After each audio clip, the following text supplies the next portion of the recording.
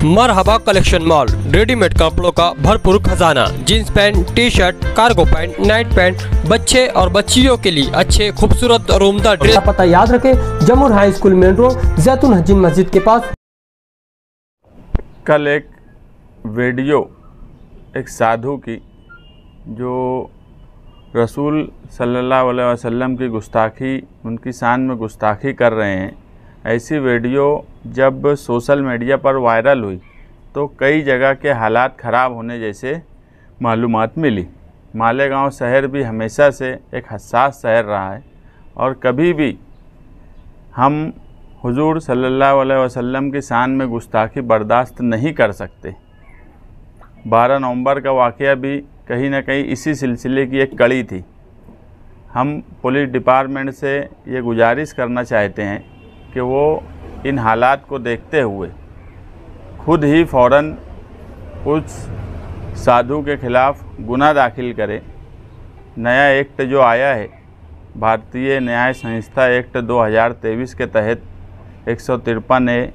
295, 299 जो भी कलम नए कानून से बैठती है, क्योंकि अभी उसमें हेड स्पीच के ताल्लुक़ से कई नए प्रोविज़न हुए हैं, तो उनको साथ में रखते हुए, पहले ऐसा था कि सोशल मीडिया पर हेड स्पीच का कोई कानूनी प्रोविज़न नहीं था, मगर अभी वो भी आ गया है, तो उसको भी साथ में शामिल करें। 2023 में ही सुप्रीम कोर्ट में हमारे चीफ जस्टिस चंद्रचूड़ साहब का एक एकदम क्लियर जजमेंट है हेड स्पीच के ताल्लुक़ से कि अगर कोई हेड स्पीच ऐसी करता है जिससे मुल्क का लॉ एंड ऑर्डर ख़राब हो, ऐसे हालात बने, तो पुलिस किसी का इंतज़ार न करे एफआईआर के लिए, वो सुओ मोटो के तहत खुद ही एफआईआर रजिस्टर कर दे। और कहीं ना कहीं लोगों की दिल आज़ारी हुई है, लोगों की नाराज़गी है, तो लोगों की नाराज़गी, उनकी भावना को समझते हुए पुलिस एफआईआर करे। आज 3 बजे मालेगांव एडिशनल एसपी और डीवाईएसपी साहब से मिलने के लिए कुछ दीनी तंजीमों ने मुझे बोला था, मगर उनको वो टाइम 7 बजे का मिला, तो वो लोग 7 बजे जाने वाले हैं। तो अगर पुलिस खुद रजिस्टर नहीं करती है, तो जो दीनी तंजीम 7 बजे जाने वाली है, तो उनके एतराज़ पर या उनकी तरफ से एफआईआर रजिस्टर करे। मैं वापस बोलूँगा कि ये शहर बहुत हसास है। अगर पुलिस ने फ़ौरन सख्त कार्रवाई नहीं की, क्योंकि कुछ शहर में एफआईआर हुई है और ऐसा कई बार हुआ है कि ऐसे लोग के ख़िलाफ़ अगर हर जगह अलग अलग हिस्से में जब तक एफआईआर नहीं होंगी, ये सुधरेंगे नहीं। कोई आम आदमी का बोलना और कोई साधु का बोलना, जो अपना एक उसके मजहब में या उनके लोगों में वो अपना एक मुकाम रखता हो, अपनी स्पीच देता हो, ऐसे लोगों का इस तरह की बात एक अवामी प्रोग्राम में करना, ये कहीं ना कहीं एक साजिश इससे हमें समझ में आती है। आने वाला वक्त इलेक्शन का है, महाराष्ट्र असेंबली इलेक्शन जल्द ही होने वाला है, तो इसका कहीं ना कहीं फ़िरका परस्त पार्टियाँ जानबूझकर ऐसे लोगों को आगे करने की तरफ रहेंगी। अगर आज सख्त कार्रवाई नहीं हुई तो आगे और इस तरह के लोगों के हौसले बुलंद होंगे, या कुछ सियासी लोग जानबूझकर ऐसे लोगों को आगे करेंगे। इसलिए आज इस साधु के ऊपर सख्त कार्रवाई पुलिस डिपार्टमेंट मालेगांव शहर की करे, ताकि आने वाले वक्त में इलेक्शन को भी सामने रखते हुए ऐसी कोई हरकत कोई भी ना करे। और मजहबी,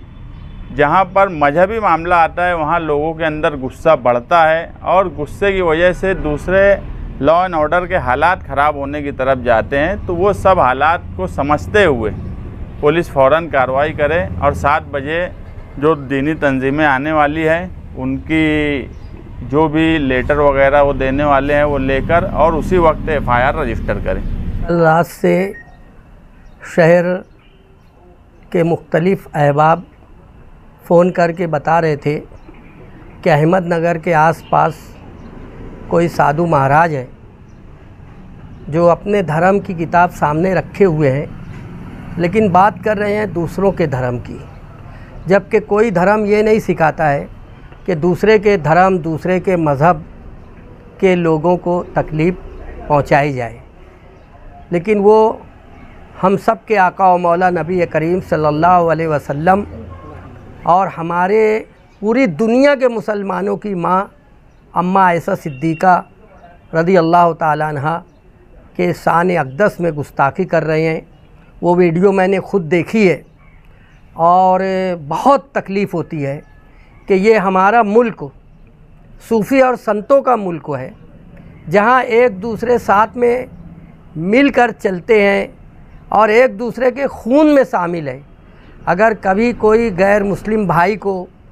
खून की ज़रूरत है तो मुसलमान बढ़कर उसे खून देने के लिए तैयार होता है। कोरोना के वक्त तो ना जाने कितने हमारी कौम के नौजवान मुस्लिम बच्चों ने हिंदू भाइयों की अर्थी उठाई है, उनकी चिता को आग दी है, जबकि उनकी औलाद इससे भाग रही थी। और ऐसे हालात देखने के बाद भी एक धार्मिक आदमी इस तरह की हरकत करता है तो यकीनन फिर वो धार्मिक नहीं है, वो कहीं ना कहीं हमारे मुल्क की गंगा जमुना तहज़ीब को तबाह और बर्बाद करने की कोशिश कर रहा है। इसी ताल्लुक़ से शहर में सभी लोग बेचैन हैं और डिपार्टमेंट को हम ये कहना चाहेंगे कि हम जिस मज़हब के मानने वाले हैं, हमें अपने मुल्क से वफ़ादारी का दर्स दिया जाता है और हमने